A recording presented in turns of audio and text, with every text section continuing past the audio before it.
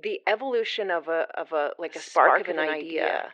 Seeing that first little scrap of paper, wouldn't it be cool to see That initial flash of moment for all kinds of art. It's time to make some room in your headspace. This is Words Matter with Amy Guth. So the other night here in Los Angeles, I went to this great event that was held on the hip hop floor of the Grammy Museum.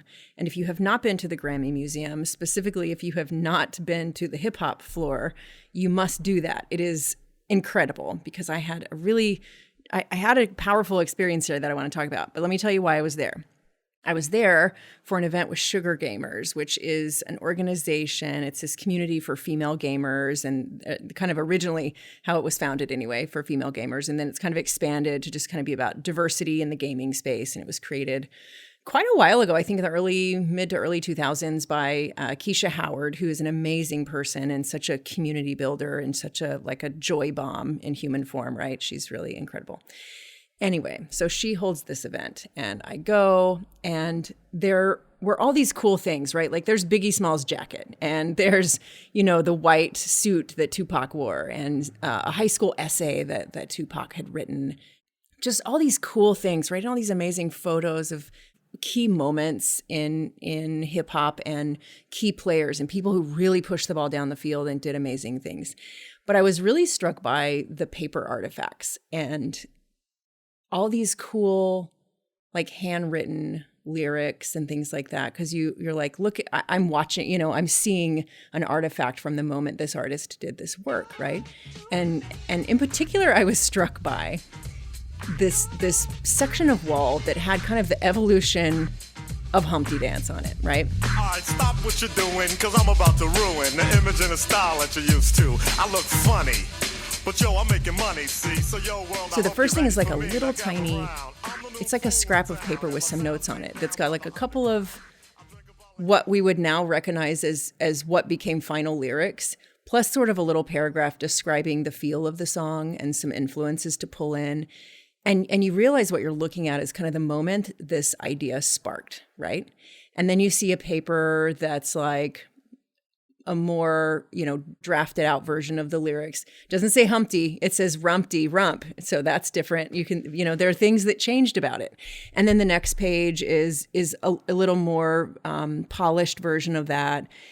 And you see at one point there's like an artist who's hired to illustrate some stuff and draw, and there's like notes to the artist in there. And then there's sort of a handwritten contract. And then there's this, and, throughout the exhibit, you see things like an early gig flyer or, a playlist for a gig, like a set list. And you see all these little things. And I had this idea that just suddenly hit me when I was standing there at the Humpty Dance wall, right? About the evolution of a spark of an idea. And it was especially powerful to me seeing that first little scrap of paper. Of what became Humpty Dance. And it was like, here's this moment, someone went, oh, I have this idea, I have to write it down. Because we've all done that. We have all done that. We've all had like a line of prose or poetry in our minds. We've had a little thought about a thing to report on or investigate or research, and we've written it down. We've just had this little spark of an idea. What if I did this?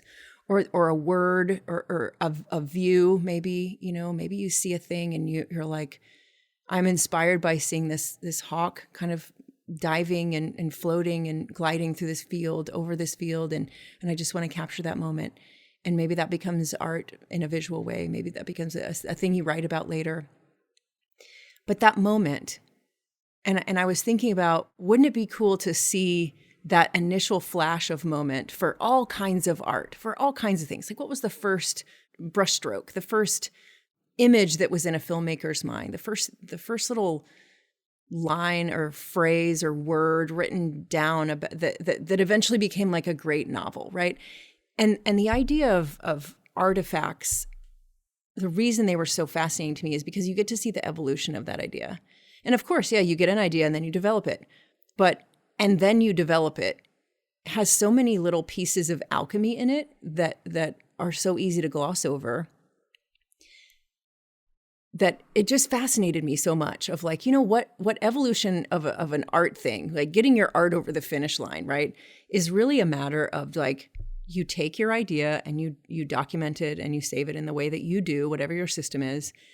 And then the next iteration is not go have this top 40 hit and get a Grammy or whatever, right? The next evolution is just the very next thing that moves it down the field. Not the easiest thing, not necessarily the most obvious thing, but what's the thing that makes it matter more, right? What's the thing that advances the idea? That's what it is. What is the thing that advances the idea?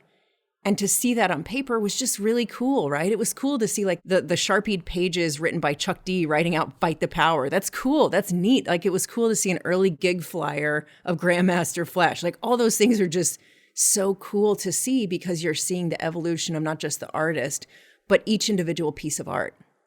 And it made me think about going back through my notebooks, even maybe just the past year, because I am always jotting down notes, and saying, where did this idea start? Or how many ideas are just in there languishing that I haven't done anything with?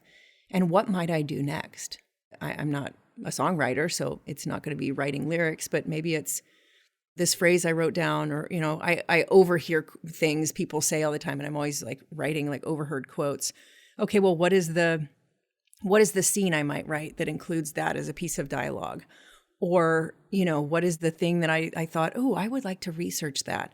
Oh, I would like to interview that person. I don't necessarily need to know what I'm going to do with it in the end result, but if I just went ahead and interviewed them and recorded it or whatever, it just reminded me how simple, not easy, but simple progress can be of just moving forward. And now on the continuum, right, of like spark of idea written on a little piece of like yellow note paper, all the way to, if you look at SoundCloud now, how many songs that have, and like beyond SoundCloud, right? There's music everywhere. But if you look, how many artists have sampled Humpty Dance, right? So this one scrap of idea on yellow paper became a thing that became a thing, and that became a thing and became a thing, and became a conversation, and became a bigger conversation, and then became a song, and then became a performed song, and then it became a recorded song, and then it became a released song.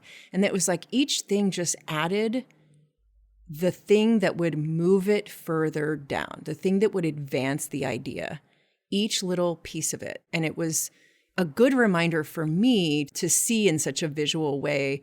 I mean, I think most people know the song Humpty Dance. Most people know that song, right? And it's not just like a person sat down one day and the next day Humpty Dance existed as a song and it was on all of our radios. No, it started with that yellow piece of paper, and then it became a draft. And then it became a more polished draft. And it was useful to me to see that process of taking an idea through, of shepherding an idea. And I love the idea that we're just shepherding it. And I think I'm going to hold on to that for when I feel overwhelmed of like, oh, why is this shit not moving forward? Or why is this not advancing? Because, I'm a person, I like to feel movement in my life. I like to feel momentum. I get kind of bored easily. I feel stagnation really deeply and kind of deflates the shit out of me if I don't feel like there's momentum. And I think it's a really good reminder for me when I'm feeling that I don't need to put pressure on myself to go get the top 40 hit, go get the, go find the Grammy. That's not my next step. My next step is the draft of lyrics. My next step is to make the full song. My next step is to record it. My next step is to perform it, right? It's not the next best step, because I think we can lure ourselves into thinking that what's the next easiest thing I can do? And we get bogged down. I think a lot of us as creative people, we're like, okay, well, research, that's the next thing. That's the next safest thing. And the next safest thing is kind of bullshit. And I think that's a thing that, we all have that friend that's been writing a novel for like 25 years, right? And it's sad.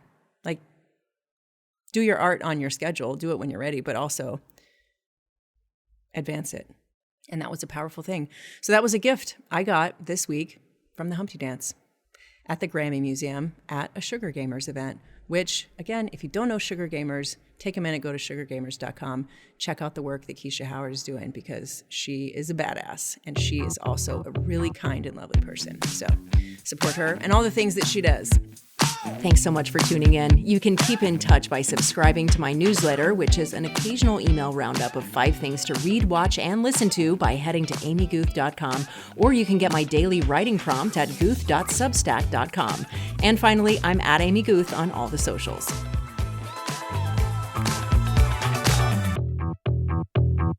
They call me Butterfly, because I'm butter and I'm fly. That's a new character y'all don't know about. But y'all probably know me as Shock G, and some of y'all know me as Humpty Hump, the original Big Nose rapper.